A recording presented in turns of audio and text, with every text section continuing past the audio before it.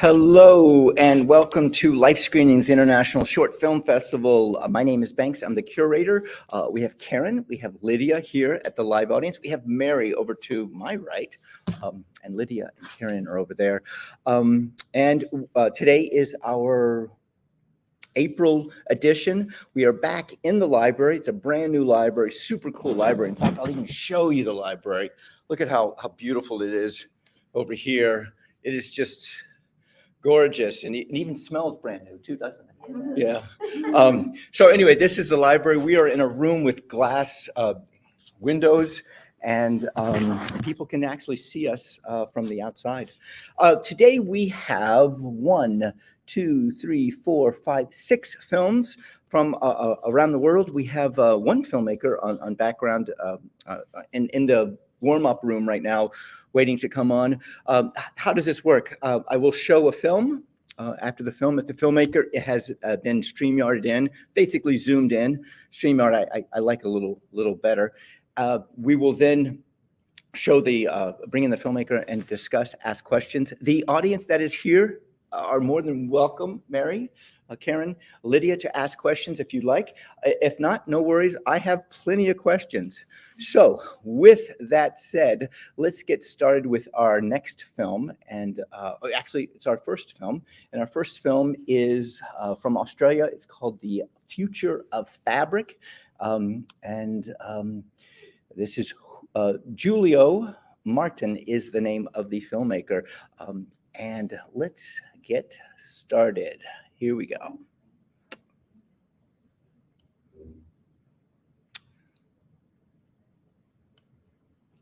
Here we go.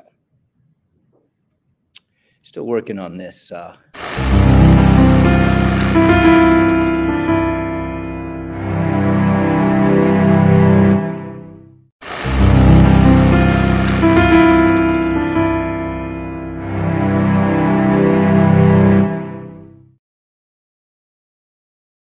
And the future of, I'm still trying to find out where it is. Where are you, future? No, that's not you. Sorry for the delay. Here we go.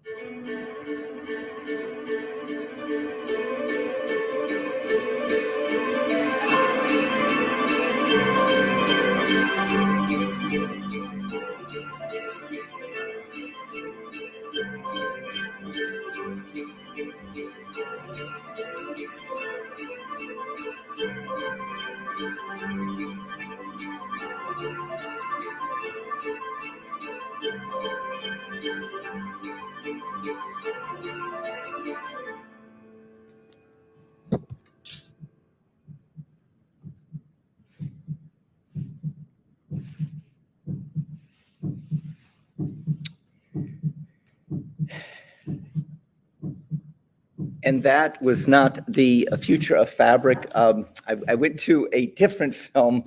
So sorry about that. I'm trying to put them in order. And that was actually a film called Raison d'être? D'être. D'être. That's Spanish? The reason for being. The Reason for Being, yes.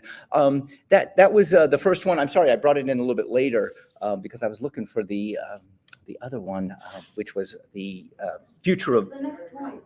It's at the bottom tab. Oh, Oh, it is the next one. Okay. Oh, there it is. Good, wonderful. So what do we do with Life Screenings? Life Screenings is a film festival monthly here at the Winter Park Public Library. It is open for films from around the world to be submitted to Film Freeway, which is basically a hub for filmmakers and film festival directors, which I am kind of both of. However, right now I've been spending a lot of time with the film festival directing part of it. We look for films that show a world that we want to live in, interesting films, films that challenge us, films that are more or less positive, and films that make us feel better, curious films. So with that said, let's go to our next film and see if we can find The Future of Fabric. Enjoy.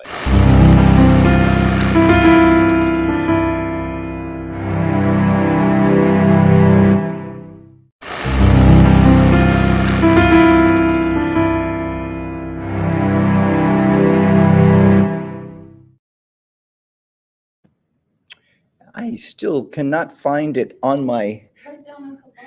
Yeah, it is on the bottom. It's not coming up. I'll have to work on that one. We're going to go to the next film. So the next film is going to be Imaginary Boyfriend. And this is a filmmaker which is on standby right now. Chad will be joining us afterwards. This one is from Bellrico, Florida. Enjoy.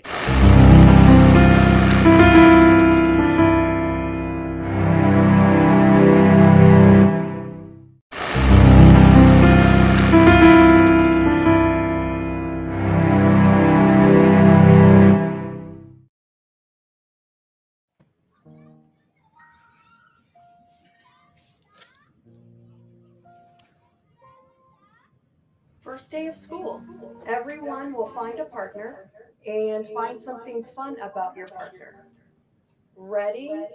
And find your partner.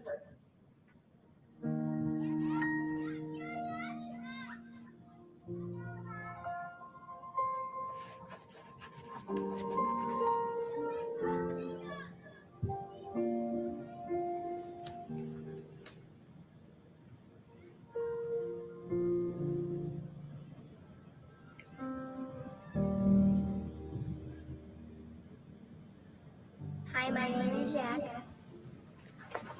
Hi. Do you want to be my friend? No, let's be more than friends. Best friends? No, partners.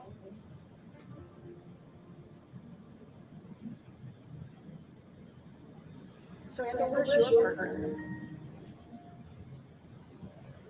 Oh, well, maybe the two of you could talk to friends at this table. Don't be afraid, it's just those pesky first day jitters holding you back.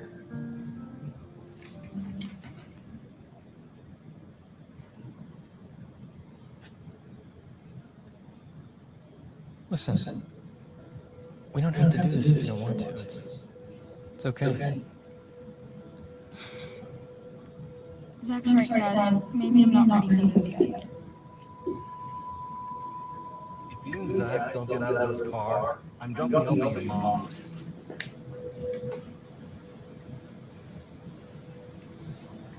Zach, could you come open the door for me?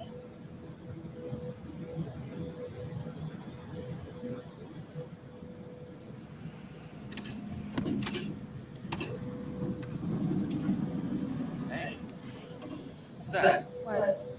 That on your wrist. What? That. What do you say we pop up to a couple hours, get a bite to eat, and then dip?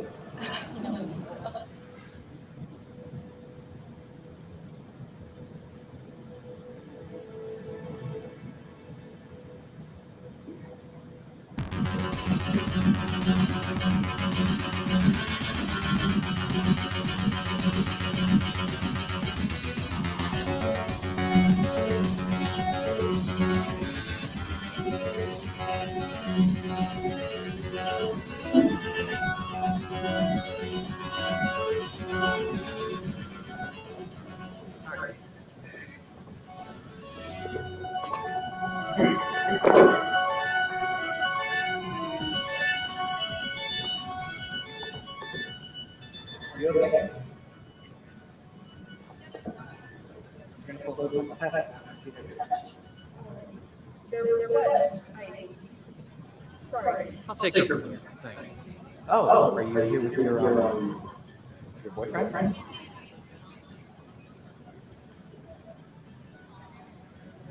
Oh, I didn't catch you dancing with anyone. I thought that's why you fell. Sweet. No one caught it on your phone. You're still the only one that's trying to pick up. Hey, I don't mean to intrude. If you want to join us, I'm here with some friends. I'm sorry. I'm afraid to say no.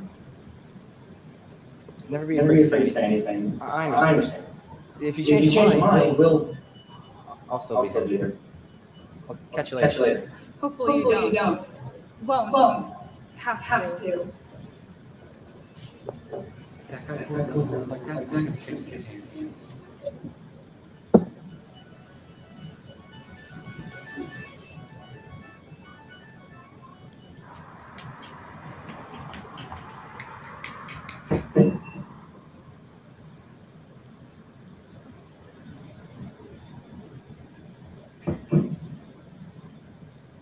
Sam, what's wrong? Something.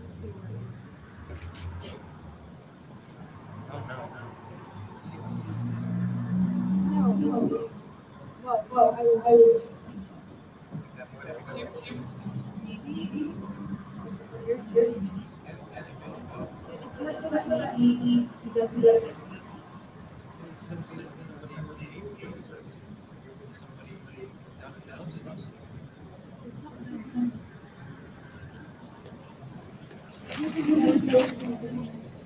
We share the same thoughts, interests, we're basically the same person. You understand. No one in there ever understood.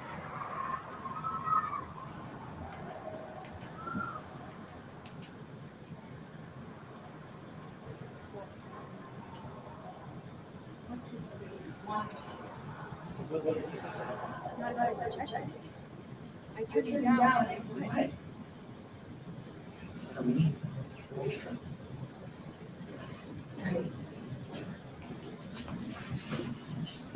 Did you see the way his friends looked at me? They looked at me like, since when do you care what others think? Zach, I'm always cared about what everyone thinks. Let me show you something.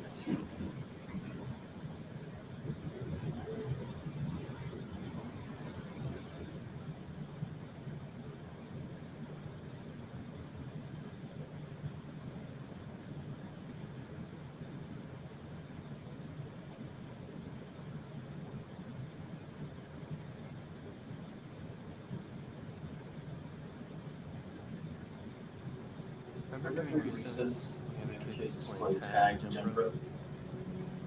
The other kids didn't care what we were playing because they didn't need us to play with them. We didn't need them. Me? I literally can't live without you. So think about everybody else.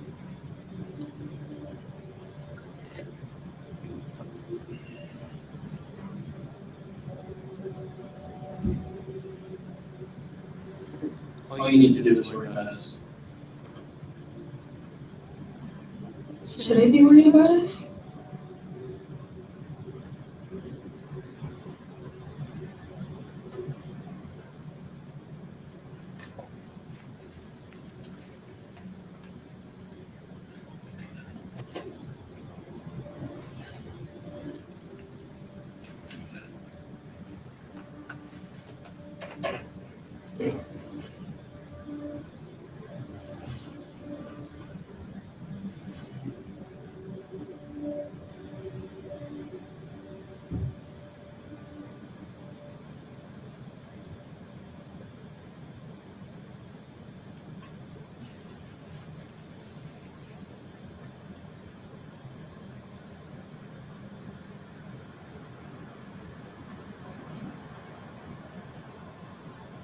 Real friends don't push people away.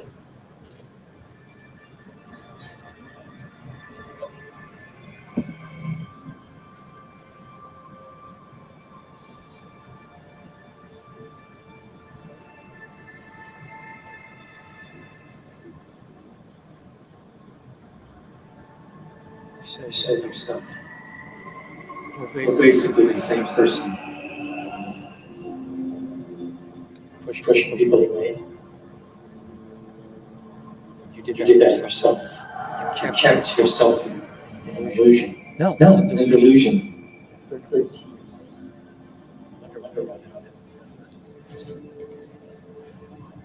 You're right, right, Zach.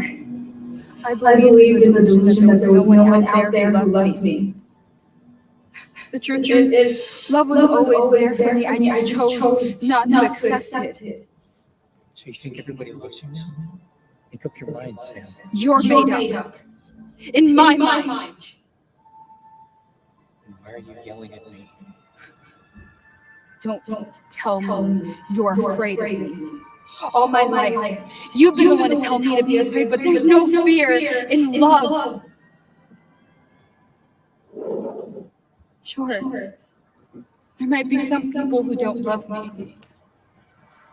But why should that stop me from loving them? It's time to face reality.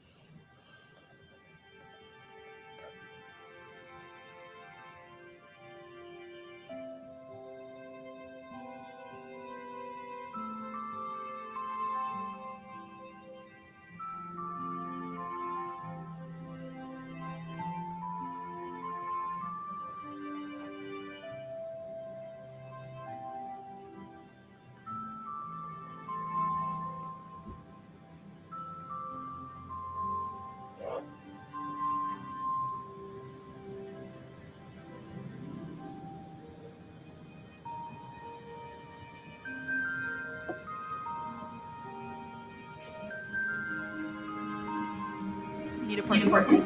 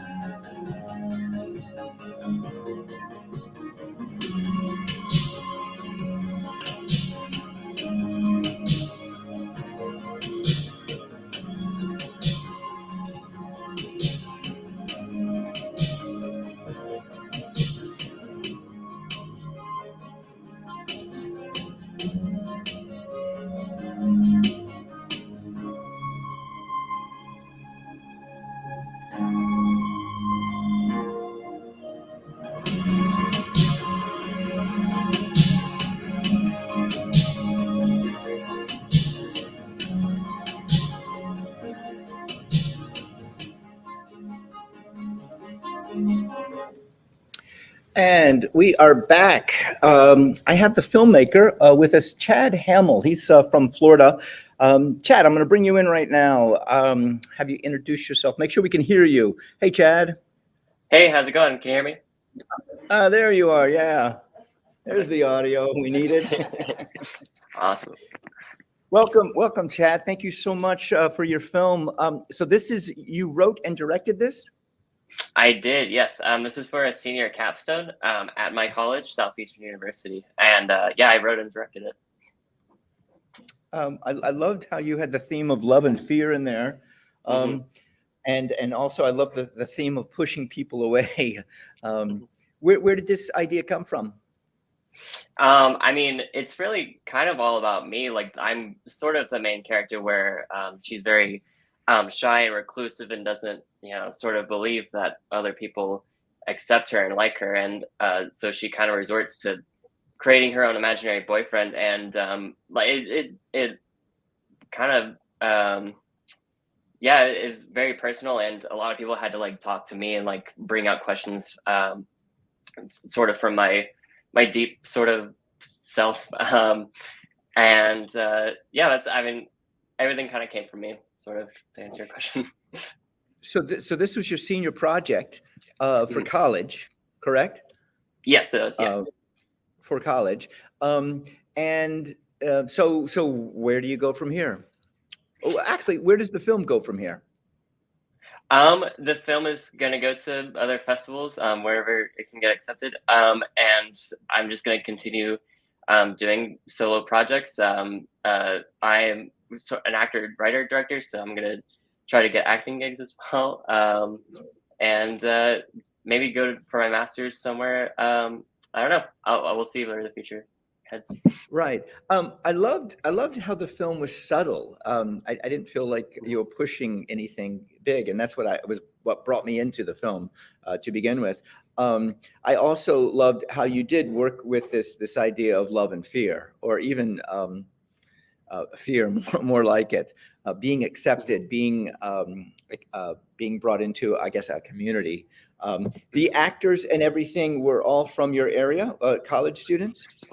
Yeah, more or less. Yeah. The two male actors are both from Southeastern University, and we outsourced the actress from Green Room Orlando. So she lives out there in Orlando, and then everybody else is in Lakeland.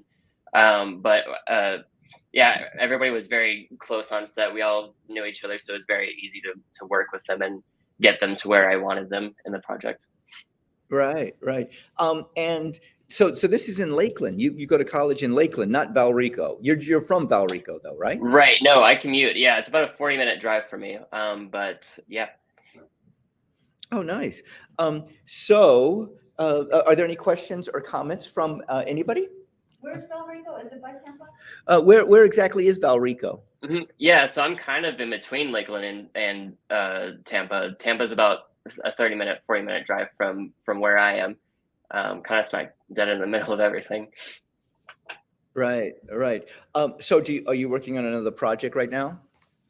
At the moment, yeah, it's going to be kind of a religious drama about divorced people from who are from different denominations in the church, which is kind of fun. And then also working on some time travel comedies and stuff like that. So it's a fun time. It's a fun time around here. Oh, nice. So you are a senior. You're graduating this year. I guess in a couple months. Yes, actually, in 6 days. I graduate next week. Actually. Wow! Congratulations, Mary. Do you have any questions or comments? So have you evolved with your emotions that dealt with the concept of your movie to where you're now good with relationships? Yeah, I mean, this project really kind of forced me to bring out that with working with, new people like the main actress, like Jocelyn, and other people on set, and sort of being the head of a film set really kind of it really drives you out of your comfort zone. And, whenever I go into work or wherever I go anywhere in public, I feel a lot more confident now than I did before the project. So it's a very therapeutic project, for sure.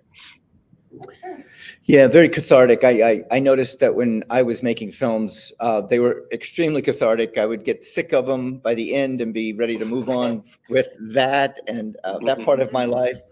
The great thing is, and I will just throw this out for you, is if you continue to make films in time when you're a little bit older, you'll be able to look back and go, oh, I know I was going through my life, part of my life here, and I know Yeah. I was dealing with this here, and I was dealing with that. Mhm. Yeah, Oh, yeah, all for the sure. different chapters. Chad, thank you so very much for being here with us. And Yeah. if you have any other films, by all means, send them to us. To us. There will be a 1-minute film festival with live screenings, which will be coming out in a couple months, and then in about 2 months after that, sometime in September, we'll have trailers. So the best of trailers. People will submit their under 2-minute trailer, and we'll show those. But most of them are 15 minutes. Most of them are just live screenings, 15-minute under films. And then the 1-minute film festivals, which are, of course, 1 minute. And then the trailers, which would be under 2 minutes. So with that said, Chad, thank you so much. Continue to create. Thank you. Thank you for having me. Yeah. Chad Hamill from Valrico, which is Tampa area. It's I think it's just south of Tampa. A little bit. Right now, we are physically in Winter Park, Florida, which is kind of like the middle state, just right north of Orlando. And this is where the film festival is coming to you from. Physically, it's coming to you from. So the next up is a filmmaker, and I think I have Meg White with us. And it's Meg White. It's called The Outrageousness of a Human Being Thinking Only of Herself. I will say nothing except for the title at this point. She is with us, so hopefully she'll come on. So enjoy, and I'm just going to say the outrageousness. Here we go.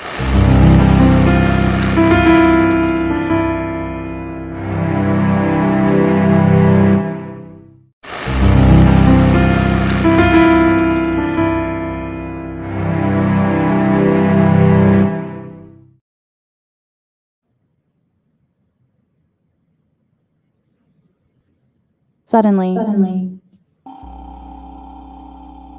the end is built into the beginning. I'll explain everything later. Perhaps I should tell you a bit about myself. It seems there's nothing left in the void.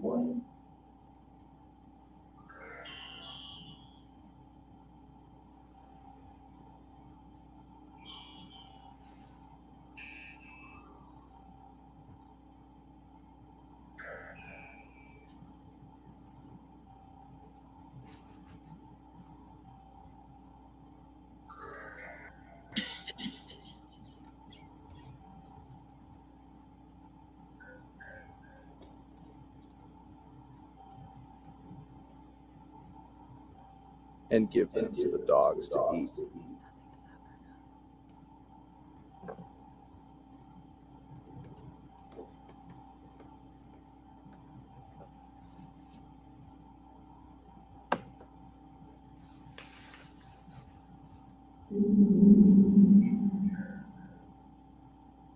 I don't know what my name is.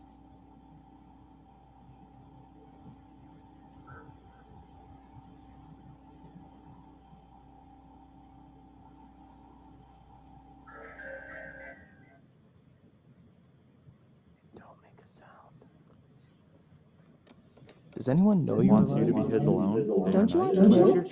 true self, do you think?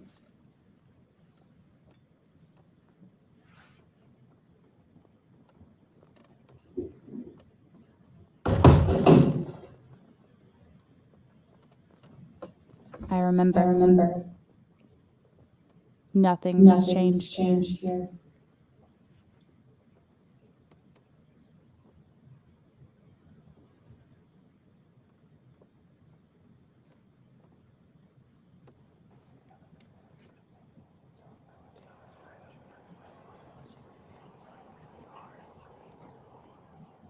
The outrageousness of a human being thinking only of herself.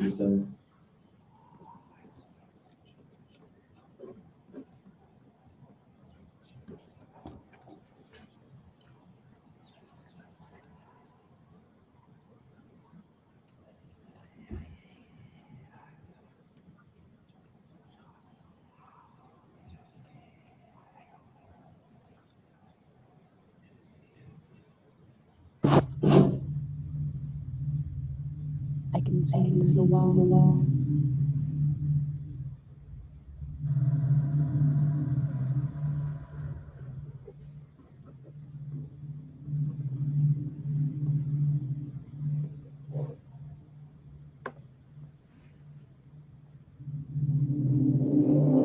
No. No?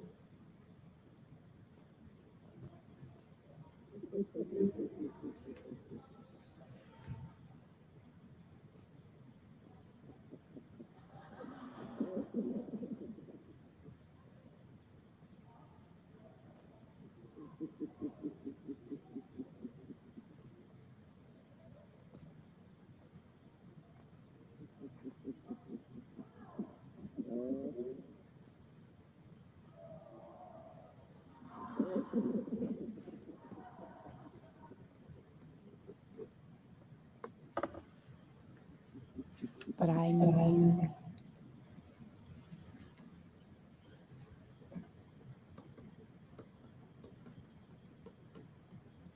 You're gonna feel fine in the morning.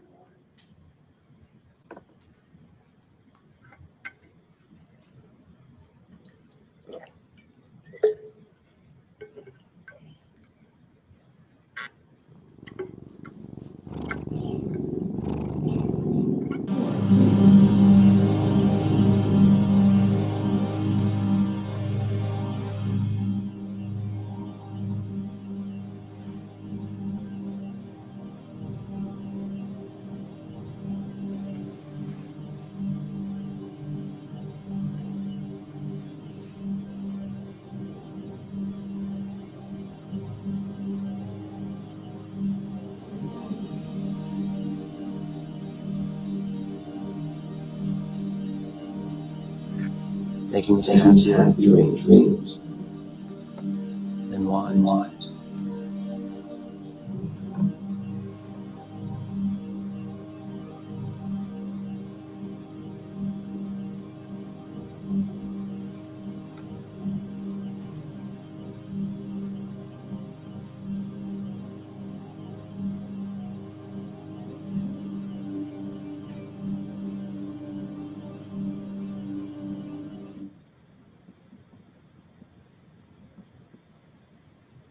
A room dim at noon.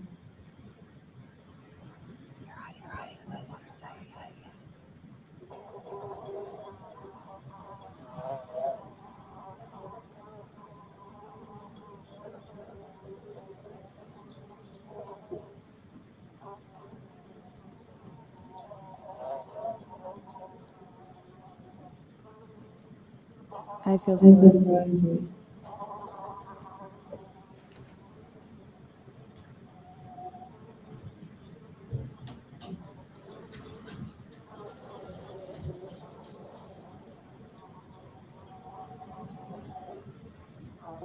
We began the impossible task of trying to forget them. We're scared to death.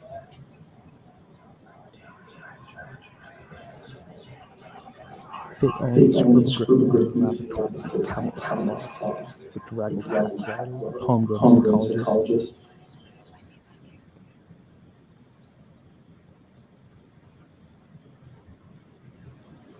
I realized I was cold.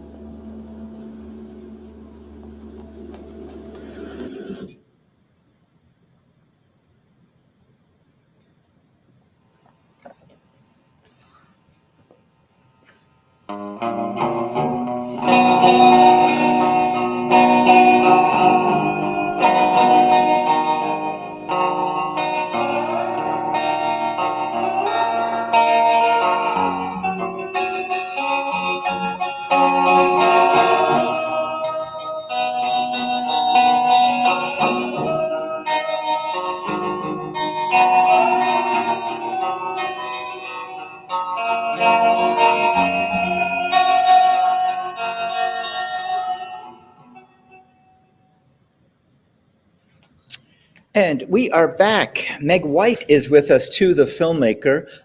Meg, I'm going to bring you in. I have jotted down so many notes while watching this for the second time. Wow. Meg White, filmmaker. Hi, Meg. Hi. Thanks for having me.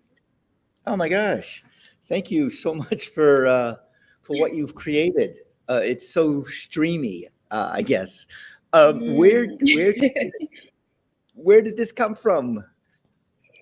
Oh, do you mean emotionally or physically? We'll go emotionally, start with.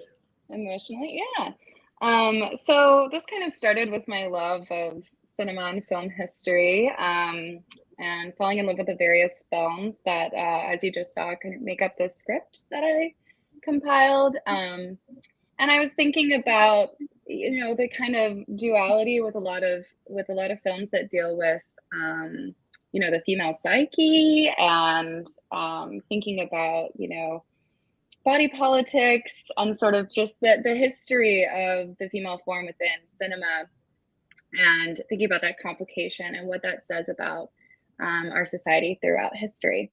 So that was sort of like emotionally where it came from. And then it was also, a bit of a self-exploration as well, and kind of, thinking about myself and where I'm situated within kind of that broader context. Right. Where are you now? Physically, right now, where are you? I'm physically in Madison, Wisconsin. Oh, the Mad City. I know. The Mad City. Yes. Yeah. So are you a college student or just finishing college? I'm actually a graduate student. I'm come from an art background. I'm kind of like I come from a painting background, so I am. I'm about to enter my third year to receive my MFA. So this is kind of my first real film exploration. It was quite an exploration. I want to take it apart for a little bit. Nevermind. I have a story to tell you about Nevermind. I said Nevermind to a woman one time, and she said to me, "That's very dismissive." And ever since she said that, I have tried to stay away from saying never mind ever again to anybody, not just female. So I really resonated with never mind. Where did that come from? Did somebody say to you, never? It wasn't me. It wasn't me that said never mind, was it? No, it was not that I know of. Maybe. Yeah.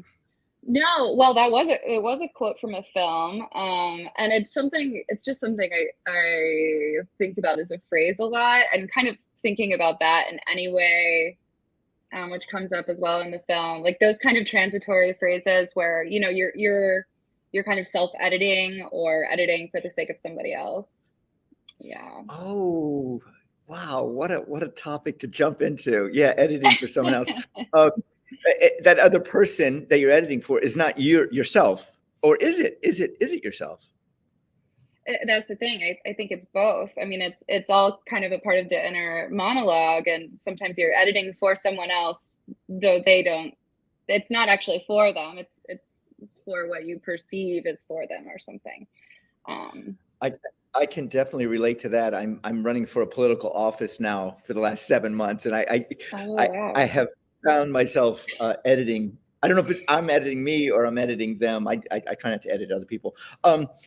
So all of these lines that you wrote down, and I loved how you would say some lines and they would be printed, and you would also say something else and some other line would be printed. So I love that. I don't know if it's dichotomy, just the difference, juxtaposition of where it was coming from. Because we're so in tune to look down below, and whatever's being said is what you see written down below. So I really love that little touch that you had in there. This is your party. Now all of these lines were from other movies, correct? At the end, I saw Suicide Diaries and yeah. So this is your party. What film is that from? Do we know? Do you know? Well, Do you remember? so yeah, I should have an index written down of all of the sources, or like of the specific lines. No worries. No worries. You I don't. believe it This doesn't- Is Your Party, I believe, is from Mulholland Drive, if I'm getting that correct. So Okay. Oh that's yeah, what I yeah. think What a movie! That's a great movie. Sympathy of a Demon. I loved where that was going. Smell of Sleep and Tears. A wonderful juxtaposition there. Any questions from Karen and Lydia? No. Mary, you got a question or a comment? I know I would need to see that probably at least 2 more times. Just to be able to capture everything that you're saying in the movie, because there was a lot going on, and I would like to see it, more often to capture. Right. everything. When I say streamy, it was just we just were floating along. I absolutely loved it. I was captivated by it. So where does this film go from now? Well, I think it's going to go to some more festivals, maybe some exhibitions as well, installing it into an art space, kind of writing that middle line, trying both things out. It's already Nice. it's shown once at my university, so from here, who knows? Perfect. And do you have another project, another film in the works that you're? It's in the working on? idea space now, but yes, there's definitely more to come. Yes. Oh, nice. I encourage you to continue to create and continue to share it with other people. There is a line in there about unselfishness of art. I don't know what that's from, but I absolutely resonated with that one too. Why did you pick that line, the unselfishness of art? Well, it's from that one's from Andrei Tarkovsky's Stalker, and there were so many great lines in that film about thinking about writing and philosophy and art and how all of these things kind of come together. And so I just love that line because art can often be so selfish. So to hear the unselfishness is, I don't know, it's kind of lovely. It's just a lovely idea. Right. All right. I know that art has to come from somewhere. So I feel it comes from the person, the artist. However, I do see a lot of selfishness. I used to be a stand-up comedian, and it was all about me. It was all about me getting up in front of people and me, look at me, listen to me, laugh at me. And when I kind of switched that around to make it unselfish about them, about giving, about what can I do to help, I got out of being a stand-up comedian. So that's a little change of way there. But yes, I really love that unselfishness of art. Meg, thank you so very much for sending in the outrageousness of. It's such a long title. I have to look it I up. know, it's okay. You can shorten it. The outrageousness of a human being thinking only of herself. Thank you so much. It was a gem. Meg White, Thank you everybody. so much. My pleasure. Thank you. Yep. Meg White, filmmaker from Mad City, Madison, Wisconsin. Wow, what a film! I've seen it twice. Yeah, there's probably still a lot more that you would need to go back and, okay. Yeah. I think actually looking at the list of where everything came from would make a big difference too. Right. I love how she said the female form. I mean, we live in a time now where the Me Too generation, Me Too push. So there's a lot of men. I'm the only man in here, so we look at it in a different way. A friend of mine the other day saw the movie MASH from 1970s, and the things that were said in MASH back then would not stand up to now, just because of Like All in the Family. time. You just can't go there. Actually, that's what I thought too, was All in the Family. Yeah. Yeah, you can't go there now. Those are satires too. Yeah, yeah. The world as it actually should be. Yeah. They are satires. So anyway, let's move on. These next two films I have, let's see, which one is the next film? And that is The Trees with Orange Rings. And this week, actually today is Earth Day here in Florida. And I think the 22nd, yeah, festivals are today. Oh, okay. And I have these last two films that came in, and which are very moving. So it's an Earth film. I look at it as an Earth. The Trees with Orange Rings, and if you think about it, trees with orange rings. What does that say? Anybody? Are they alive? Well, Is that the ones they're going to cut down? that is what the orange rings that's mean. right. That is what the orange rings mean. So let's. Well, I think you might like this. So here we go.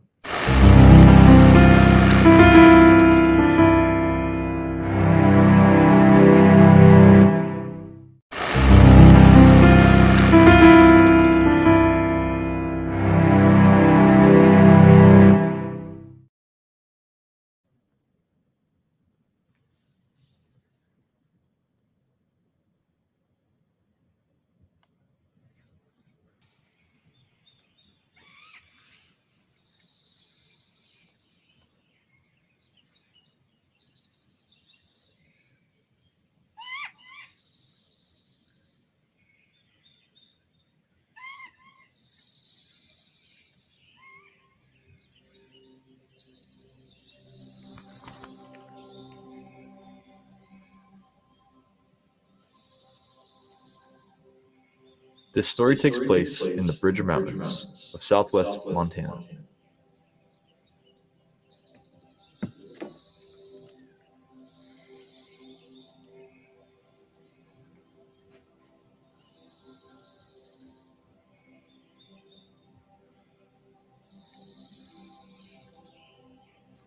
Here, a family of great gray owls is raising chicks.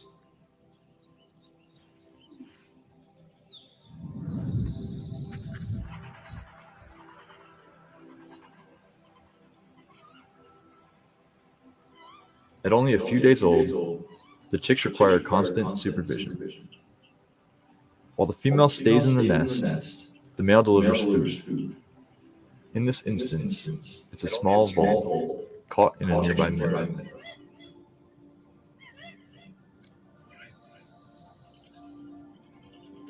Though too young to even see, the chicks are fed day and night on this journey through the early stages of life. This old-growth Douglas fir forest is the place these owls call home.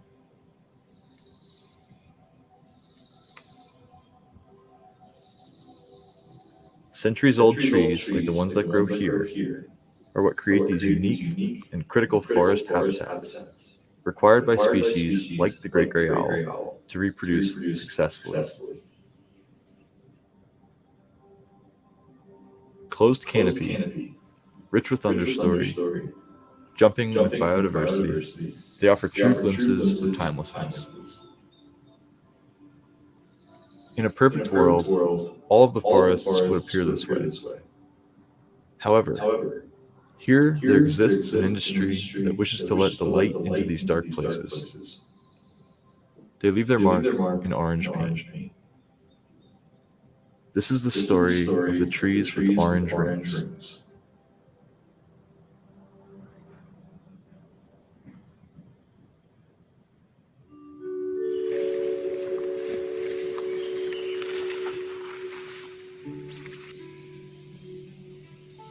When I first came to Montana, my job was to disappear into these places and see what kind of birds lived there.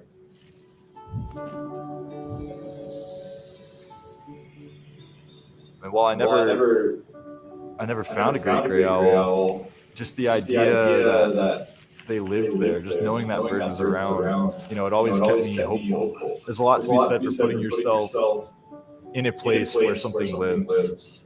Because at that point, in my eyes, there's no excuse for not finding it.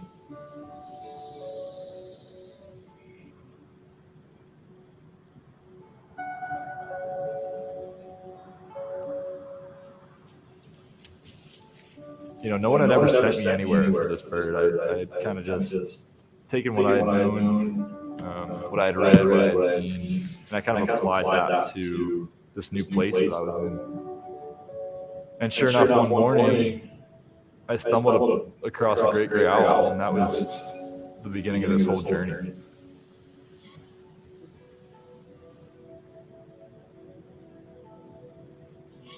The bird I had found that day was a juvenile. And what that told me was that essentially there was confirmed breeding of great gray owls in that particular section of the Bridger Mountains.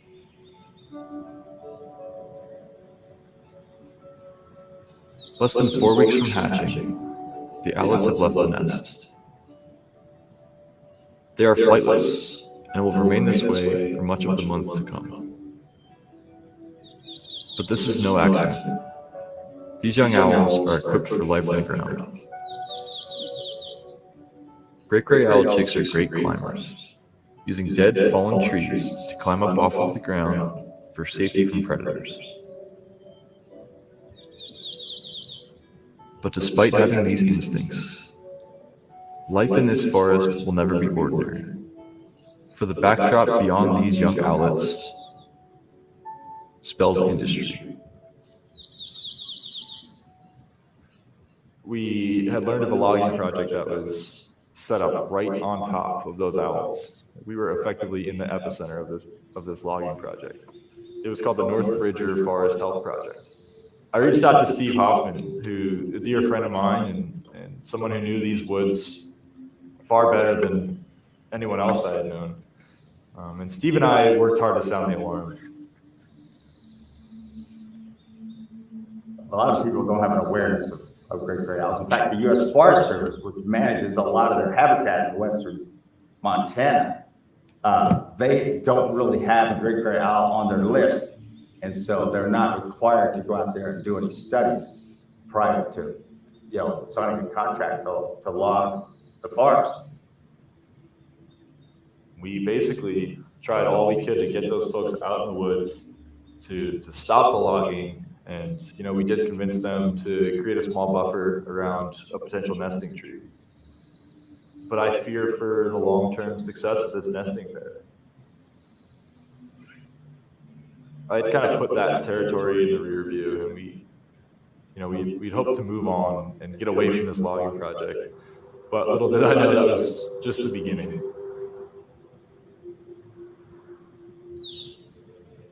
We found another pair of owls that ended up nesting. The only problem was they were nesting right a different unit of that same logging project. They actually identified this logging effort as a forest health project. And that's somewhat of a misnomer in that, how are we to say that this is actually for forest health? We found ourselves going through the motions again with the Forest Service. It was, hey, there's some owls here in the woods. They're on a nest.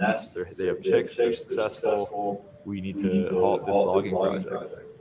Except, this year, starting in June, during a critical time for those owls to be raising their chicks, the Forest Service had plans to go in there and start cutting trees down.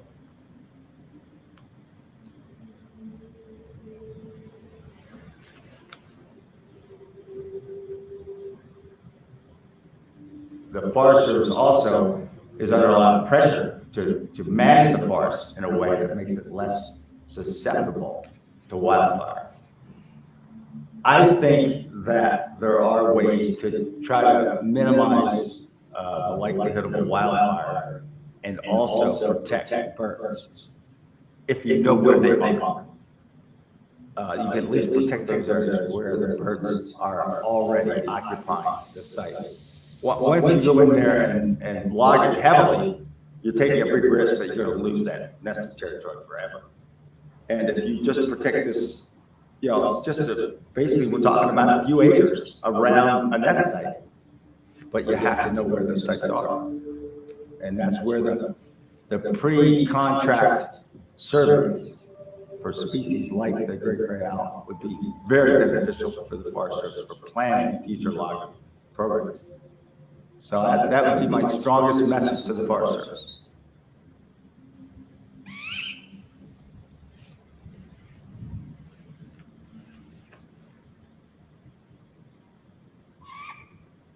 With the summer progressing, the owls have begun to fly. Sporting fluffy down feathers and misshapen faces, they move around the forest like smaller versions of their adult selves. Until one day, it's hard to tell the difference at all.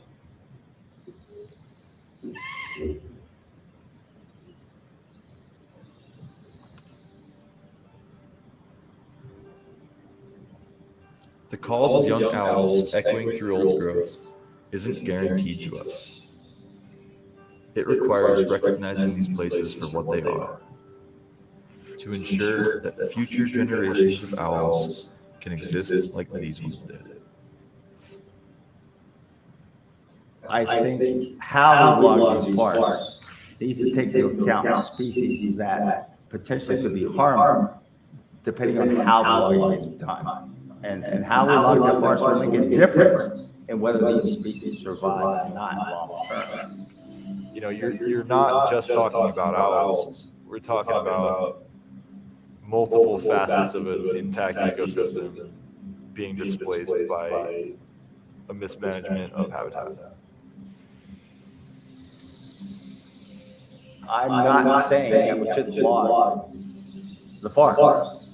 But I would hope that the Forest Service takes a broader look at how they manage the forest to include species like the goshawk and the gray owl that really do need these types of old growth forests that are becoming rarer and rarer, and it's having an adverse impact on the future populations of those birds, which is a shame, and it's not consistent with our conservation ethic as a society. What it comes down to is, do we value these habitats? Do we value these intact ecosystems without that influence?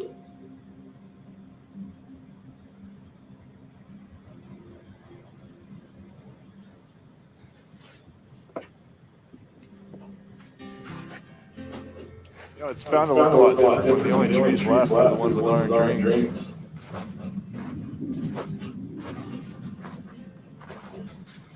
Bit of a bummer to look around. Remember some of the trees that the owls would use that have since been cut down. They won't get to use them anymore. So it's March of 2022. The loggers have come through this area. We're in the nesting area. They did a fair amount of thinning. We are pretty fortunate they did decide to adhere to our buffer zone request. And behind us here, we do have a little contiguous plot of maybe a quarter acre of intact forest. Whether or not that encourages those owls to come back and nest again, obviously we'll have to see. But the integrity of this forest as a whole is definitely significantly changed.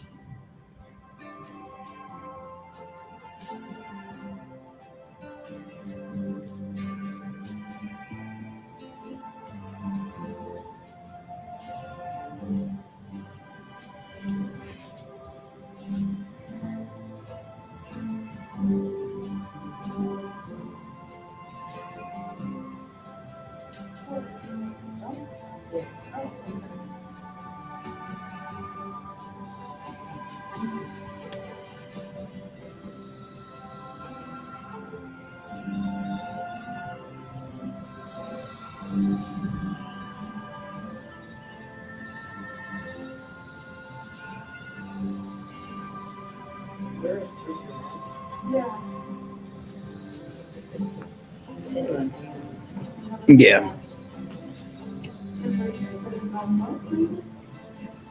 Yeah, they said Montana at the beginning.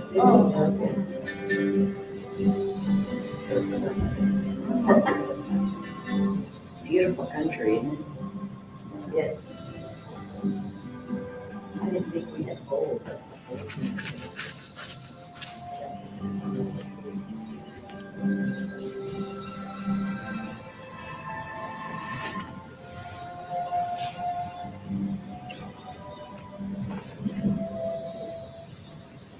So the trees are the ones with the orange rings. They saved. They saved those trees. Yeah. I'm going to throw it out to you all. What? I mean, we have so many forest fires happening, and there is evidence that shows that not deforestation, but cleaning out the old, thinning them out will decrease the fire. And I mean, you do also have wildlife that you're going to kill, or they have to move somewhere else. So I mean, there is a fine balance. I mean, in my opinion, Yes. between both of these. Yes, you can't leave everything the way it was, but at the same time, you can't take everything down either. Right, right, and that's something we see here in Florida, where they're clear cutting and putting up houses, clear cutting and putting up And houses. they've done that ever, I mean, when we moved down here in the early 70s, I never understood it, that they would take all these trees down and then they would replant a couple of bushes or palm trees, which are utterly useless as far as providing any kind of shade. Right. If you go to Atlanta, it's almost like they built the buildings like within the forest. Yeah. I mean, there's so many trees and, Maitland, down there on Horatio, I'm sure you've seen it. Yeah. Just totally decimated, all those trees that were there. They're gonna put in houses there. I'm thinking, what? First of all, I was surprised that wasn't like a protected area that they Right. need to tear that all down. There's another area up on Howell Branch that was a lot of trees and stuff, and they, Baldwin Park, I remember when they put in Baldwin Park. Yeah. I mean, it's like you're living on a desert, and we're in Florida, like you need every tree you can get. Yeah, the developers do come in and they find that they can clear cut and be fined for the 10% of trees they do not leave. So they'd rather pay the fine, to my understanding. We're going to finish with the last film, and it's difficult for me to. The future of fabric. No, I don't think we're going to get to that one. I don't know where the future of You'll have to come next month for that. This last one is called, it's from Ukraine. Alexa Lazowski, and it's called Tierra del Fuego. So I think Tierra is earth, del. Oh. I understand it now immensely. There's no words in this one. I think I understand what this one's about now. It's good. It's good to know. Muy bien, yeah. All right, let's get started.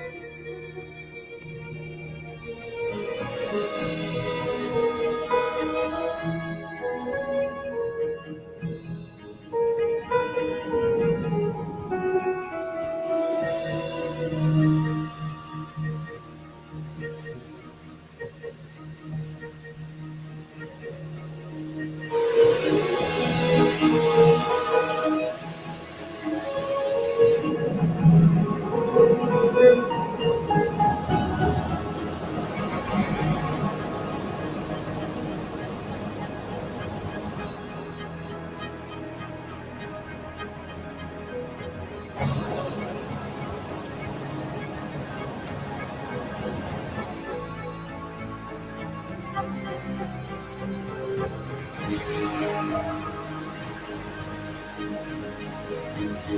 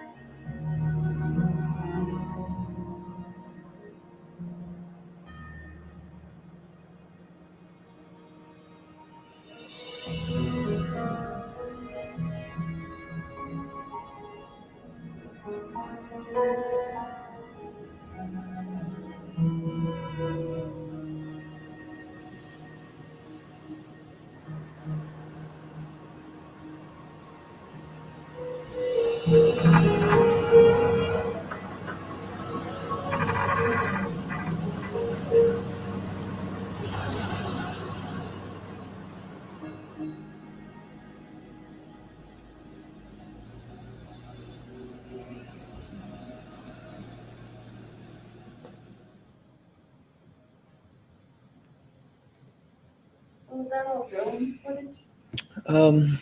Yes, most of it was drone footage. I was wondering about that. I thought, where are these little filmmakers get the money to get a, Oh. or whatever it is? Most of the shots nowadays that are way up high are drones. So that concludes live screenings. We are on Film Freeway. If you want to submit your film, you can do it on filmfreeway.com. Live screenings. This is a short film festival, so it's 15 minutes and under. In the next couple months, we will have a 1-minute film festival coming up, which is, of course, it's 1 minute or shorter. And then later on in the year, we will have trailer film festival. So your best 2-minute trailer you can send in, and we'll be showing and also bringing in the filmmakers from wherever they are. Today, one was from Mad City, Madison, Wisconsin, and the other one was from actually Lakeland or Valrica. That concludes it. And by the way, Lydia, 21st of May, if I can, I will get the history of fabric. I don't know where it went. It disappeared. I have gnomes in my computer that just throw things away.